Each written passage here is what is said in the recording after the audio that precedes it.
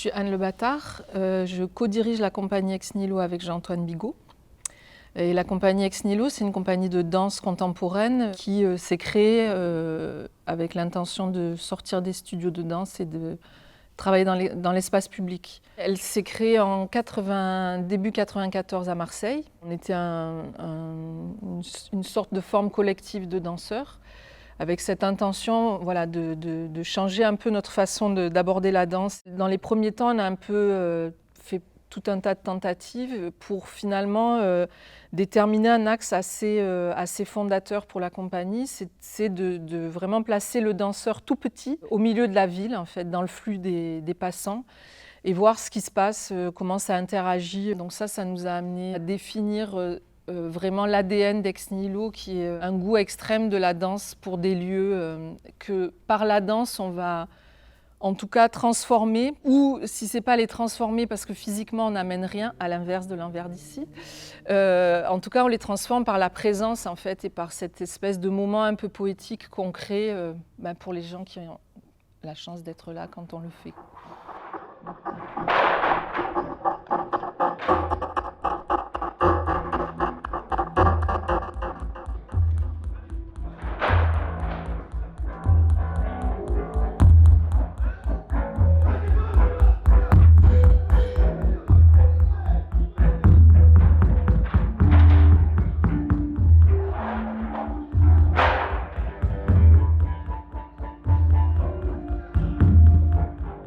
Le spectacle, ça s'appelle L'envers d'ici. En fait, c'est pas tout à fait un spectacle parce que ça va être un spectacle réécrit finalement à chaque nouveau lieu. C'est sûr qu'il est issu de toute cette période-là de travail dans toutes ces villes. On avait envie, en fait, pour nous comme compagnie de danse, de pas produire un spectacle fini, mais finalement de se mettre en création permanente. On choisit un lieu et dans ce lieu-là, on s'y invite, alors avec une scénographie de planches et de plaques et un univers musical. L'idée, c'est de vraiment lui donner, en tout cas d'avoir la possibilité de rentrer dans un lieu et de transformer son usage et surtout d'inviter le public à le découvrir autrement. On est 12. Donc il y a 8 danseurs et 3 musiciens. Là, on travaille sur une sorte de boîte à outils de matière danse et musique pour arriver en fait dans un lieu et pendant 3-4 jours l'investir, créer une performance de 3 heures environ et d'inviter le public à ce moment un peu particulier qui ne se refera pas. Donc là, nous, on fait une sorte de pré-première, mais chaque spectacle sera une première. On investit ce soir la halle de Garges-les-Gonesse. Ce n'est pas forcément le lieu qu'on aurait choisi pour ce projet, mais finalement, en y travaillant là depuis lundi, en fait, on y travaille tous les jours. C'est complètement dans le processus de l'envers d'ici, c'est-à-dire qu'on arrive aussi dans un endroit où il faut comprendre c'est quoi l'absurdité de cet espace. Parce qu'a priori, c'était une halle de marché où il n'y a jamais eu de marché. Notre regard, nous, sur ce lieu s'ouvre et s'amplifie. Les gens qui passaient nous ont vus, s'arrêtent.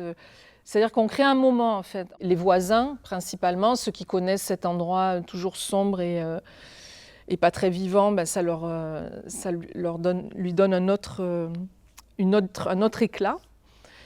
Et après, pour un autre public qui ne connaît pas la halle, c'est une autre aventure aussi. On aime bien ce genre d'endroits qui sont pleins de la mémoire de ce qui a été, en fait, et qui nous émeut et qui motive beaucoup notre danse, en fait.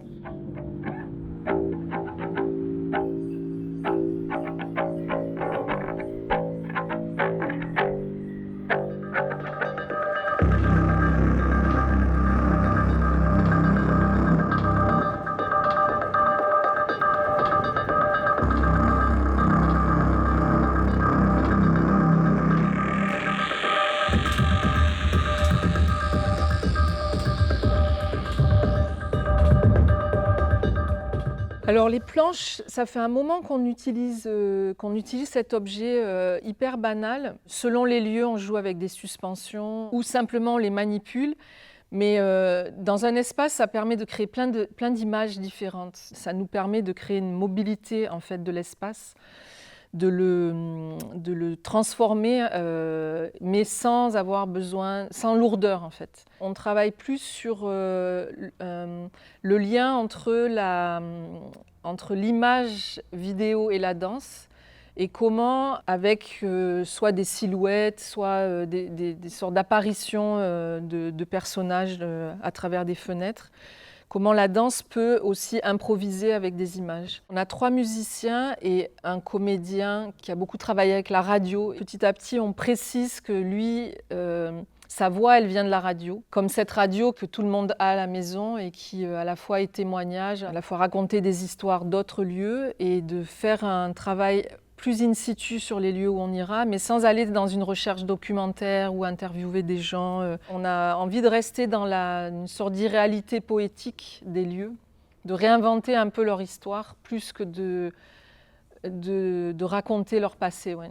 C'est toujours l'enjeu sur une nouvelle création de trouver le son de l'envers d'ici. Sur cet envers d'ici-là, on a beaucoup travaillé le lien entre la musique et la danse, parce qu'évidemment, on ne va pas écrire 3 heures de chorégraphie. Ce sera des partitions improvisées.